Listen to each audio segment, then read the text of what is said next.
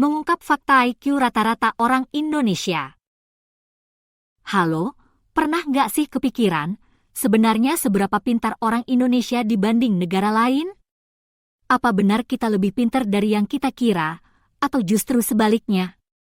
Nah, di video ini, kita bakal bongkar fakta tentang rata-rata IQ orang Indonesia berdasarkan data, dan yang paling penting, apakah angka IQ benar-benar mencerminkan kepintaran seseorang? Dijamin bakal bikin kamu mikir ulang soal kecerdasan. Yuk, kita mulai!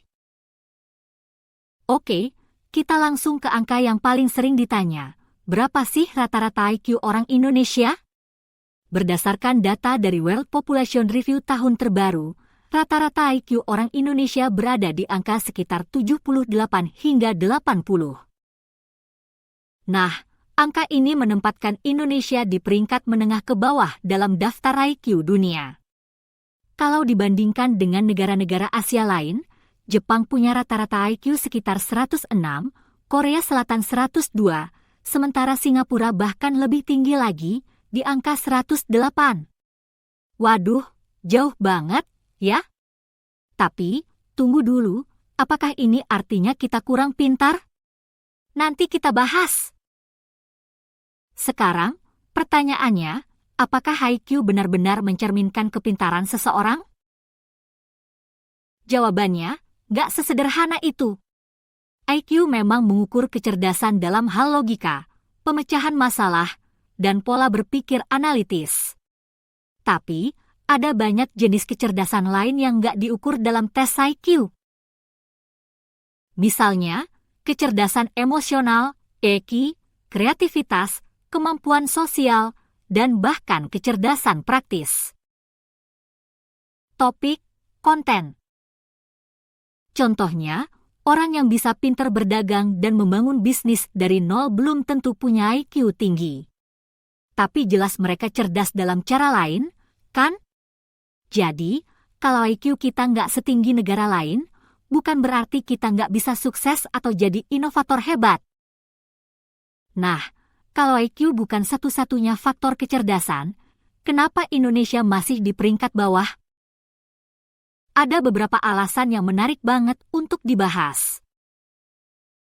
Kualitas pendidikan kita masih punya tantangan besar, mulai dari akses yang belum merata, metode belajar yang lebih fokus ke hafalan daripada berpikir kritis, sampai kurangnya fasilitas belajar di beberapa daerah.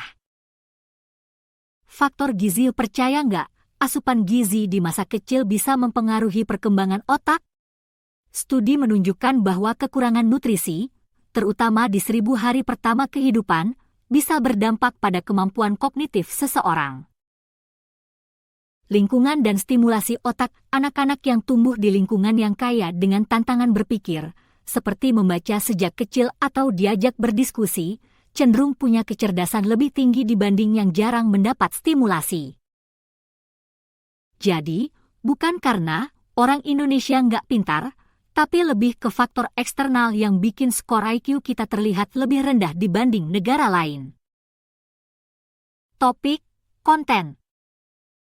4 orang Indonesia bukti IQ bukan segalanya.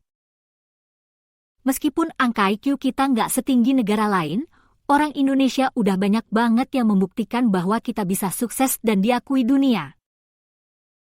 Contohnya, ada Profesor Yohanes Surya, fisikawan yang melatih anak-anak Indonesia hingga juara Olimpiade Fisika Internasional. Atau Kevin Kumala, inovator plastik ramah lingkungan yang karyanya dipakai di berbagai negara. Belum lagi para talenta di bidang teknologi, seni, dan bisnis yang membawa nama Indonesia ke kancah global. Intinya, angka IQ bukan batasan. Yang paling penting adalah bagaimana kita terus belajar, berpikir kreatif, dan menemukan keahlian yang bisa kita kembangkan. Jadi, setelah tahu fakta-fakta tadi, gimana menurut kamu? Apakah IQ masih jadi patokan utama kecerdasan seseorang, atau ada faktor lain yang lebih penting? Tulis pendapat kamu di kolom komentar. Dan kalau kamu suka fakta-fakta unik seperti ini, Jangan lupa like video ini dan subscribe biar nggak ketinggalan info menarik lainnya. Sampai jumpa di video berikutnya.